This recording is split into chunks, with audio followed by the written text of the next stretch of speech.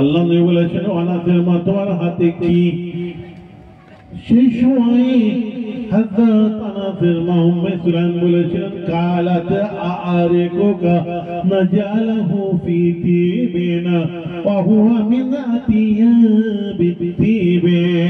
ইয়া রাসূলুল্লাহ, ইয়া হাবিবাল্লাহ, আপনি ঘুমিয়েছিলেন, আপনার ঘাম আপনার পাসিনা কপাল দিয়ে গড়িয়ে গড়িয়ে চলে যাচ্ছিল, তাই তাড়াতাড়ি করে আমি কাঁচের শিশিটা নিয়ে এসে তাবারুকের জন্য আপনার ঘাম পাসিনা এই শিশির মধ্যে একটু ঢুকিয়ে রেখেছি। ঈদে বকরা ঈদে বিয়ে শাদীতে আমি এবং আমার ছেলে মেয়ে আত্মীয় স্বজন দিগকে আপনার শরীরের এই ঘামটা আতর হিসাবে মাখবো বলে একটু শিশিতে ঢুকিয়ে রেখেছি। অবমিন আতিয়া বিতিবে।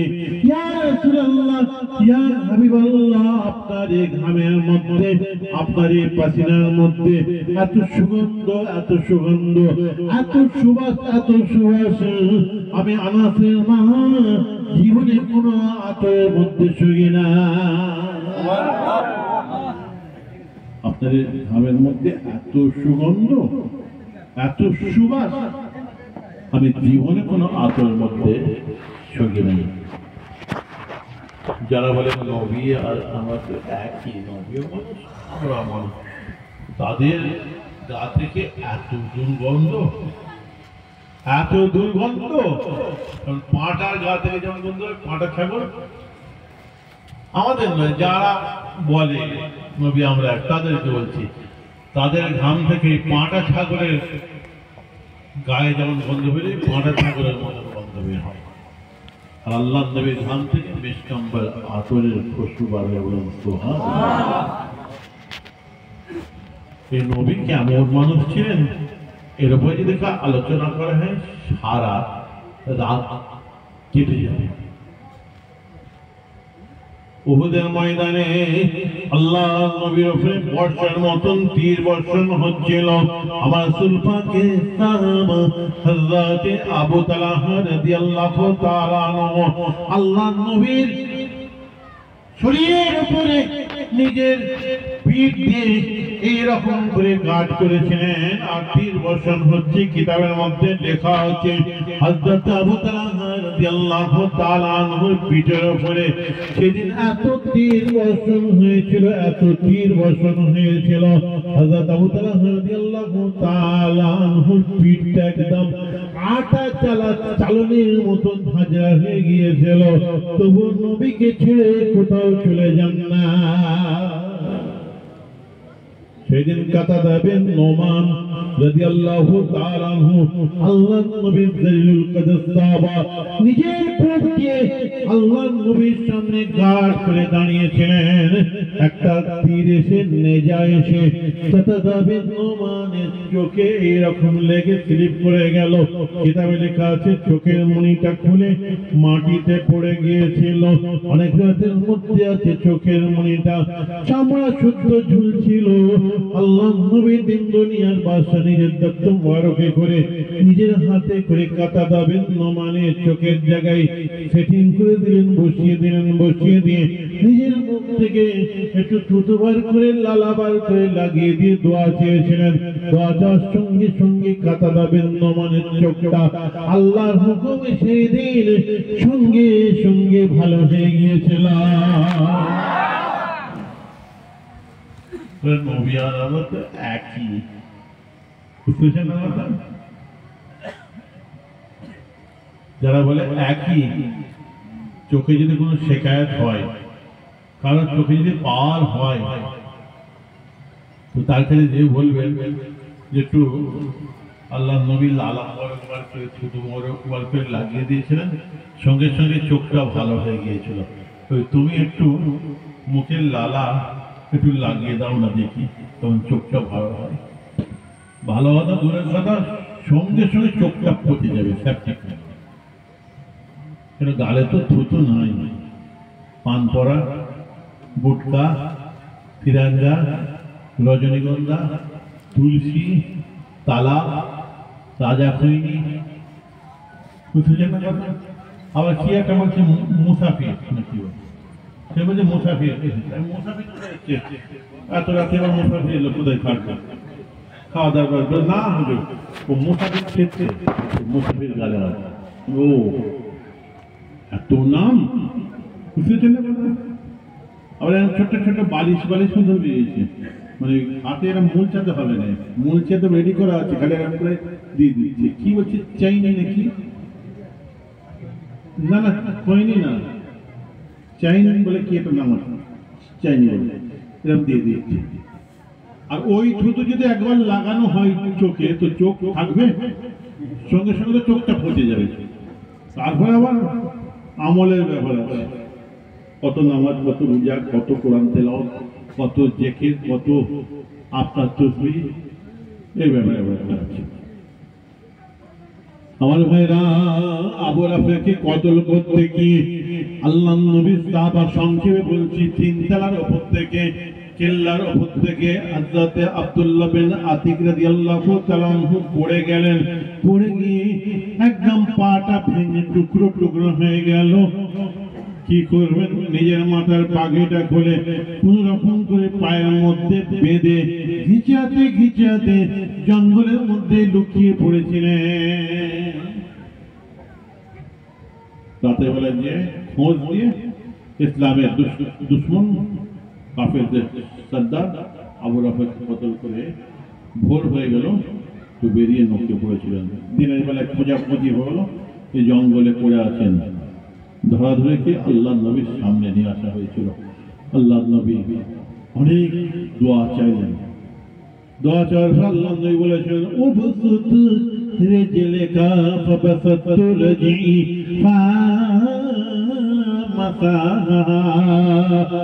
আব্দুল্লাহ বিন আতিক, তোমার ভাঙা টুকরো টুকরো হয়ে যা হাঁটুটা, আমি নবী আমার সামনে একটু ধরো, ফেলে দাও, আমার সামনে ধরো। আল্লাহ নবীর সামনে এইভাবে পাঠা রাখা হলো, টুকরো টুকরো হয়ে যা হাঁটুটায়। আল্লাহ নবী একবার, দুবার, তিনবার এইরকম হাত বুলিয়ে দিলেন, মাথা করে দিলেন, তার সঙ্গে সঙ্গে ভাঙা টুকরো টুকরো হয়ে যা হাঁটুটা আল্লাহর হুকুমে সঙ্গে সঙ্গে ভালো হয়ে গেল। নবী আর আমরা এক। তাহলে মোটরসাইকেল থেকে পড়ে গিয়ে যখন মালাই চাকরি ঘুরে যায়, প্রত্যেকদিন দুটো, তিনটে, চারটে করে হসপিটালে আসছে। যখন মালাই চাকরি ঘুরে যায়, তাহলে আবার হসপিটালে যেয়ে আবার ট্যাক্সন দিয়ে, দড়ি দিয়ে 5 কেজি 10 কেজির পড়ে ঝুলিয়ে দিয়ে এরকম করে খেঁচে রেখে দেয় 1 মাস 2 মাস। অত দরকার কি আছে? যারা বলেন নবী আর আমরা এক, তাদেরকে দেখে দিয়েছে বলবেন, আল্লাহ নবী তো এরকম একটা হাত বুলিয়ে দিয়েছিলেন, সঙ্গে সঙ্গে জোড়া লেগে গেল। তো তুমি একটু হাত বলে দাও দেখি, তখন জোড়া লেগে যায় দেখি। তখন দেখবে মলিকায় পেছন দিকে দরজা খুলছে, কোন দিক দিয়ে পালানো যায়। খান্দাকের যুদ্ধে হযরত আনাস রাদিয়াল্লাহু তাআলা এই কয়েক কেজি মতন গোশ হবে আর রুটি, আর 350 সাহাবা আল্লাহ নবীকে দাওয়াত দিয়েছিলেন। আল্লাহ নবী কি বলেছে, লুকিয়ে লুকিয়ে আপনার কয়েকজন সাহাবাকে নিয়ে চলেন। হযরত আবু বকর সিদ্দিক, ওমর ফারুক, হযরত উসমান গনি, আলী কাররামাল্লাহু ওয়াজহু, 350 সাহাবা একটুখানি একটা বকরি গোশ রান্না করেছে আর রুটি। কিন্তু আল্লাহ নবী 350 সাহাবাকে দাওয়াত দিয়ে দিলেন। হযরত জাবের তো চোখ বড় বড় হয়ে গেল, কি হবে রে বাবা। এসে যখন গিন্নিকে বলছে তাদের দস্তরখানা বিচার রেডি করো, তো গিন্নি বলছে তোমার মাথা ঠিক আছে তো? একটুখানি একটা বকরির গোশ আর এই রুটি কয়েক কেজি গম থেকে, জব থেকে তৈরি হয়েছে, আর 350 মানুষকে নিয়ে দাওয়াত দিয়েছে। নবীর যুগের মেয়ে তো, তাদের তো মহব্বত ছিল, তাহলে পুরুষগুলো নবীকে ভালোবাসতো আর মেয়েগুলো ভালোবাসতো না। তাই আবার ঘুরিয়ে জিজ্ঞাসা করছে, আচ্ছা আমাদের খাবারের পরিমাণ সম্পর্কে কি আল্লাহ নবীকে বলা হয়েছিল? কতটুকু রুটি, কতটুকু গোশ? আমি তো বললাম না, একটা বকরি জবাই করা হয়েছে, আর কয়েক কেজি আটা কুটিয়ে কিছু রুটি 10-20টা। তো তা জেনেও হুজুর আসছেন, দিন দুনিয়ার বাদশা আল্লাহ নবী আসছেন, তা জেনে শুনে বলে হ্যাঁ, তাহলে আর আমাদের কোনো চিন্তা নেই। বলুন সুবহানাল্লাহ। তাওয়াক্কুল তো আল্লাহ বললে হবে না, তাওয়াক্কুলটা দেখতে হবে কাজে কত তাওয়াক্কুল। ঠিক আছে, আল্লাহ নবী 300 থেকে 350 সাহাবাকে নিয়ে এসে হাজির হলেন। এসে বললেন ওই গোশতের হাঁড়িটা আমি নবী আমার সামনে নিয়ে আসো। আল্লাহ নবীর সামনে আনা হলো। আল্লাহ নবী নিজের মুখ থেকে একটু লালাবার করে থুতুবার করে হাঁড়ির মধ্যে দিয়ে দোয়া চাইলেন। আবার বললেন ওই খমিরের হাঁড়িটা, রুটির হাঁড়িটা নিয়ে আসো। আল্লাহ নবীর সামনে নিয়ে আসা হলো। নিজের মুখ থেকে একটু লালাবার করে থুতুবার করে হাঁড়ির মধ্যে যে দোয়া চাইলেন। বলেন এবারে সবাইকে গোশত আর রুটি বিতরণ করতে আরম্ভ করো, তাকসীম করো, বেটে দাও। আমার ভাইরা, আল্লাহ নবীর হুকুমে সেই দিন রুটি আর গোশত সাহাবাদেরকে দিতে আরম্ভ করা হলো। দিতে দিতে দিতে দিতে দেখা গেল 300 থেকে 350 সাহাবা সকলেরই আতুরতার সঙ্গে গোশত আর রুটি খাওয়া দাওয়া হয়ে গেছে। তারপরও হাঁড়ির মধ্যে রুটি আর গোশত যেমন তেমনই রয়ে গিয়েছে। আল্লাহ নবী বলেছেন যারা রুটি বানিয়েছে তাদেরকে, সমস্ত গ্রামবাসীকে, পাড়া প্রতিবেশীকে আজকে বিতরণ করে দাও। সারা গ্রাম পড়োশিকে বিতরণ করা হয়েছিল। তারপরেও দেখা গিয়েছিল হাড়ের মধ্যে রুটি আর গোশত যেমন তেমনই রয়ে গিয়েছে। বলেন নবী আর আমরা তো এক। যখন 350 বরযাত্রী এসে যায়, 300 জন আসার কথা, 50 জন বেশি যখন এসে যায়, মেয়ের বাপেদের ঘুম হারাম হয়ে যায়। 50 জন বেশি এসে গেছে, কি হবে রে বাবা। কেন অত চিন্তা কি আছে? যারা বলেন নবী আর আমরা এক, ওই সমস্ত মুলি সাহেবগুলোকে ডাকবেন, দেখে বলবেন আল্লাহ নবী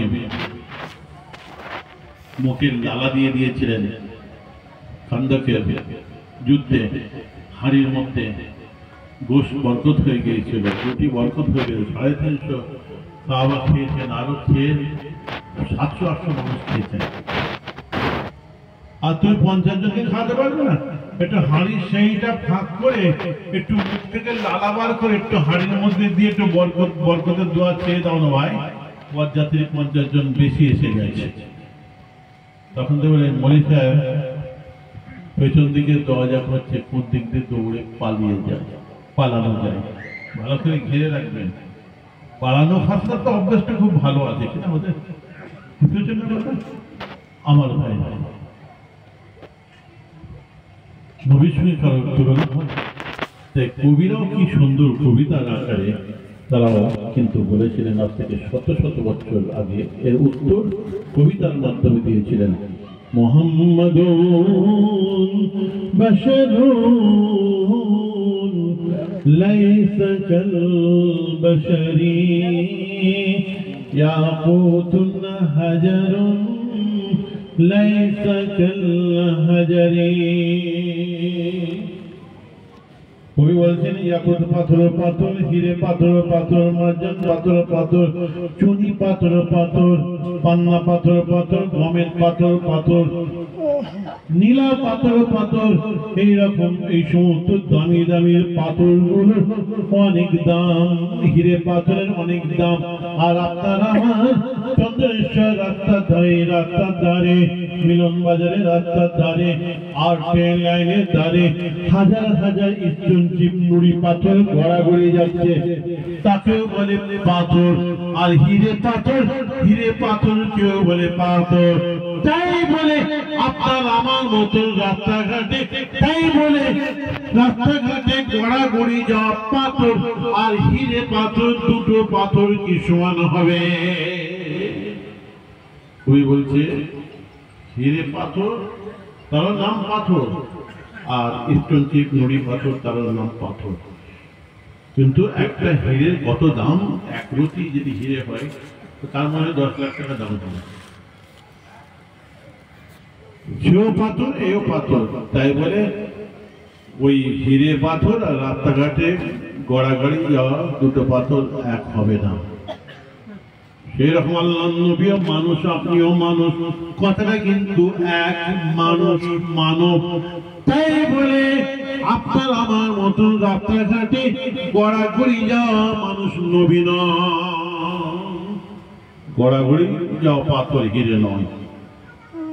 আমরাও মানুষ, নবীও মানুষ, আমরাও মানব, নবীও মানব, কিন্তু তিনি ছিলেন মহামানব। বুঝতে পারছেন না কথা?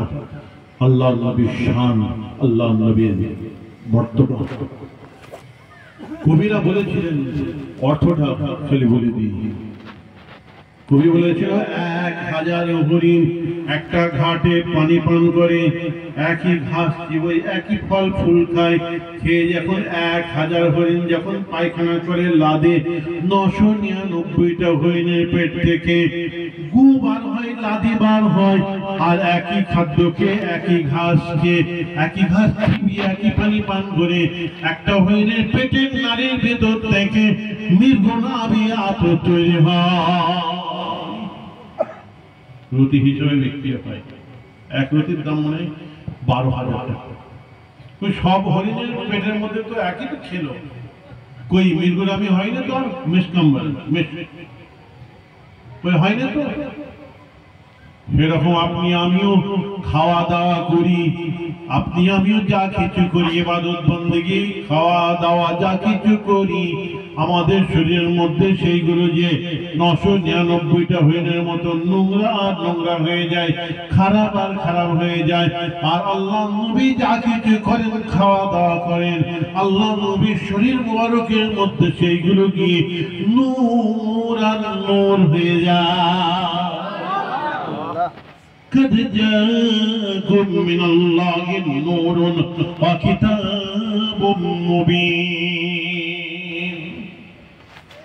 আল্লাহ নবী মাথা চুল থেকে পায়ে নখ পর্যন্ত আপাতমাত্র নূর, নূর আর নূরের থেকে তৈরি, দুটো কথা কিন্তু পার্থক্য আছে। নূরে মুজাসসাম আবার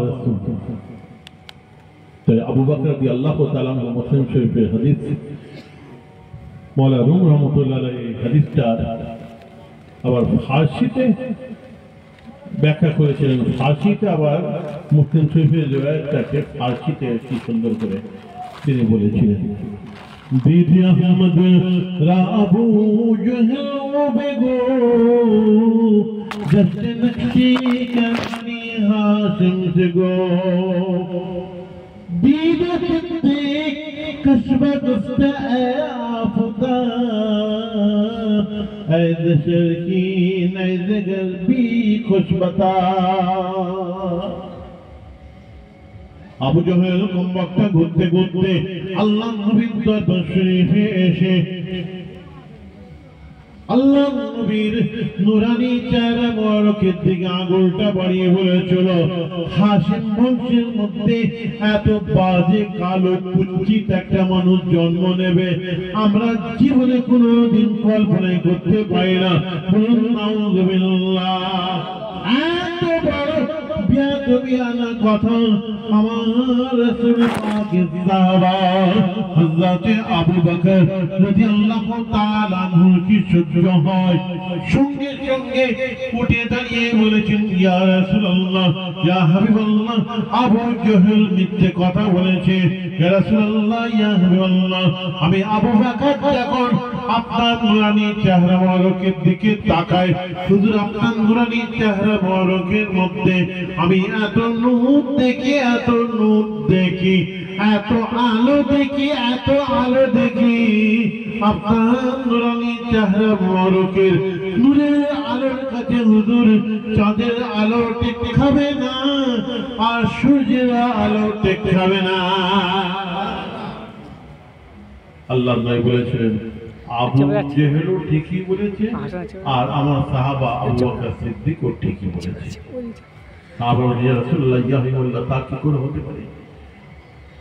আবু জেহেল তো আপনাকে কালো কুৎসিত দেখলো, আবু বকর সিদ্দিক তিনি তো চাঁদের মতন দেখলেন। আল্লাহ নবী বলেছেন আবু জহলের অন্তরটা কলবটা গর্তের টুকরোটা অপরিষ্কার, কালো কলম নিয়ে, কালো গর্তের টুকরো নিয়ে, অপরিষ্কার কলম নিয়ে সে আমাকে দেখেছে, কালো কাঁচের মধ্যে দিয়ে আমাকে দেখেছে, ওর চোখে ও ঠিকই দেখেছে। আর আমার সাহাবা আবু বকর সিদ্দিক রাদিয়াল্লাহু তাআলা আনহুর কলবটা, অন্তরটা, গর্তের টুকরোটা পরিষ্কার পরিচ্ছন্ন, তাই সাদা ট্রান্সপারেন্ট, সাদা কাঁচের মধ্যে দিয়ে আমাকে দেখেছে। আবু বকর তাই আমার আসল রূপটাই দেখেছে।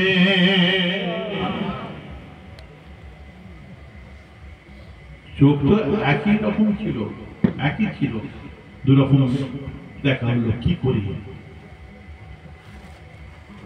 ألا إن في الجسد مضغة إذا صلحت صلح الجسد كله وإذا فسدت فسد الجسد كله ألا وهي القلب।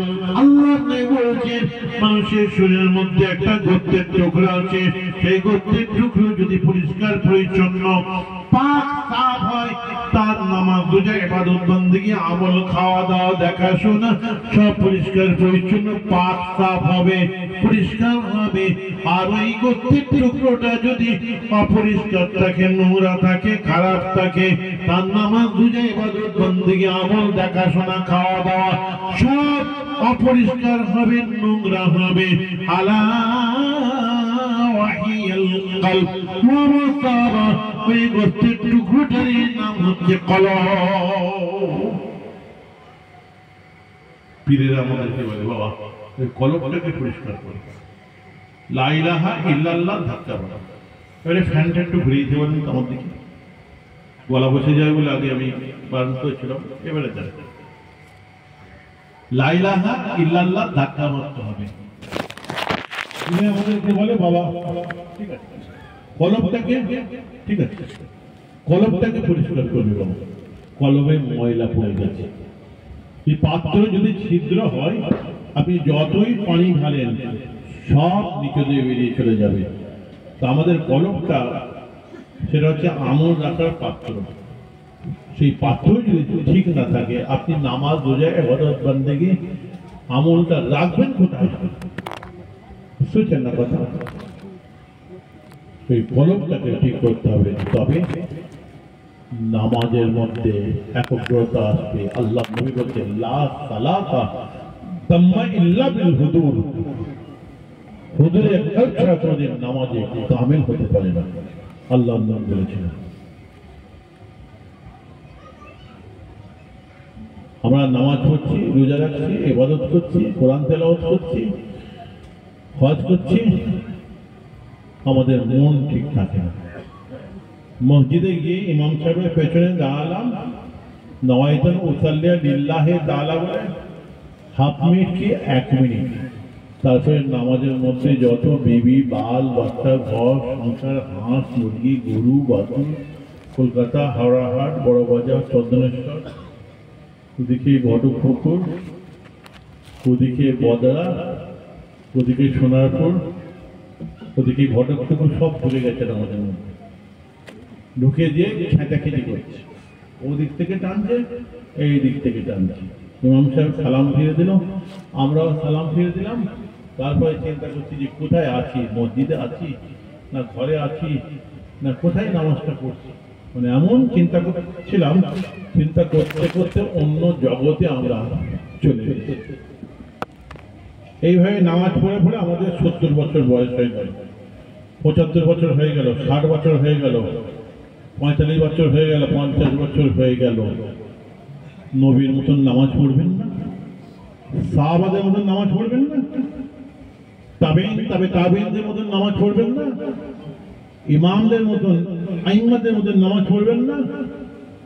বড় পীর সাহেব, খাজা সাহেব, দাদা হুজুরের মতন নামাজ পড়বেন না? ওই নামাজ পড়তে গেলে আপনাকে আমাকে পিরানে তরিকত বুজুর্গানি দিন উলিয়া উলিয়াদের দরবারে গিয়ে এই জায়গাটাকে ঠিক করতে হবে। ভিতর থেকে জানোয়ারের ফসলগুলোকে বার করতে হবে, ভিতর থেকে নোংরাগুলোকে বার করতে হবে, ভিতর থেকে নোংরাগুলোকে পরিষ্কার করতে হবে, না হলে হবে না। খরবটা যদি পরিষ্কার না থাকে আপনার আবার নামাজ রোজা ইবাদত বন্দেগী আমল কাজে আসবে না। লা সালাতা তাম্মা ইল্লা বিল হুদুদ। হাদিসে আরো আছে আনতাবুদাল্লাহ কান্নাকা তারাহু ফাইন লাম তাকুন তারাহু ফাইন্নাহু ইয়ারাকা। এমন ভাবে আল্লাহ রাসূল বলেছেন, এমন ভাবে তোমরা নামাজ পড়বে যেন আল্লাহকে দেখতে পাচ্ছ। এইরকম না হয়,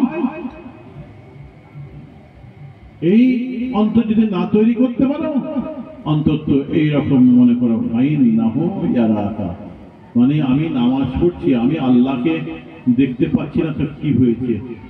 আল্লাহ তো আমাকে ডাইরেক্ট দেখছেন। মনির সামনে আছে, আমি জমিতে নাগল দিচ্ছি, কাজ করছি, ফাঁকি দেওয়া যাবে? এরকম একটা মন, একগ্রতা, আল্লাহর ডর হয়, আল্লাহর ভালোবাসা, আল্লাহর রেজামন্দি হাসিল করার জন্য, আল্লাহকে খুশি করার জন্য আপনাকে আপনার নামাজ পড়তে হবে, জান্নাত পাওয়ার জন্য না। তাহলে তো একটা আমরা জান্নাতের আশায় আমরা নামাজ পড়ছি। এটা এখানে যেমন দুনিয়ায় টাকা পয়সার আশায় আমরা ব্যবসা করি, বাণিজ্য করি, তো জান্নাতের আশায় জান্নাতে যাবো সেই জন্য নামাজ পড়ছি না, এই নিয়তে রাখবেন না। সবসময় নিয়ত রাখবেন যে আল্লাহকে খুশি করার জন্য নামাজ পড়ছি, ব্যাস আল্লাহ খুশি হয়ে গেছে, ব্যাস আল্লাহ রেজামন্দি হাসিল করার জন্য নামাজ পড়ছি, আল্লাহ মহাব্বতে নামাজ পড়ছি, আল্লাহর হুকুম পালন করছি। আল্লাহ নামাজ পড়তে বলেছেন, নবীর হুকুম পালন করছে, নবীর সুন্নাত পালন করছে, এটা মনে রাখতে হবে। আমার ভাইরা, নবী দিন দুনিয়ার বাদশা যখন নামাজ পড়তেন, সাহাবারা বলছেন আমরা আল্লাহ নবীর সঙ্গে নামাজ পড়তাম। আল্লাহ নবী যখন রুকুতে যেতেন আমরাও রুকুতে যেতাম, আল্লাহ নবী যখন সিজদায় যেতেন আমরাও সিজদায় যেতাম। আল্লাহ নবী সিজদা জামাতরে আজিজুন কাআজিজুর রাহা।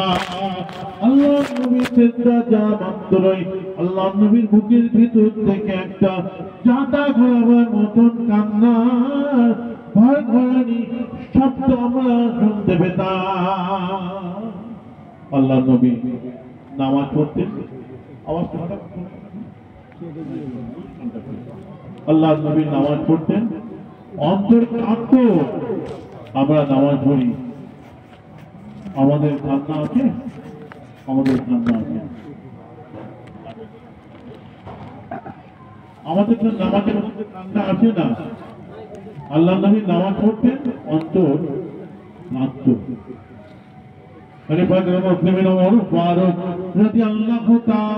যখন নামাজ পড়তেন, নামাজের মধ্যে এত কান্না কাঁদতেন, একদম টুকরে টুকরে কাঁদতেন, নাসে যাও আমারও, একদম টুকরে টুকরে কাঁদতেন। আল্লাহ নবী সাহাবারা, ওমর ফারুক রাদিয়াল্লাহু তাআলা আনহুর সাথে সঙ্গীরা মুসল্লিরা বলছেন, শেষ কাতারে দাঁড়িয়ে দাঁড়িয়ে আমরা ওমর ফারুক রাদিয়াল্লাহু তাআলা আনহুর নামাজের মধ্যে টুকরে টুকরে কান্নার শব্দটা শুনতে পেতাম। বলুন সুবহানাল্লাহ।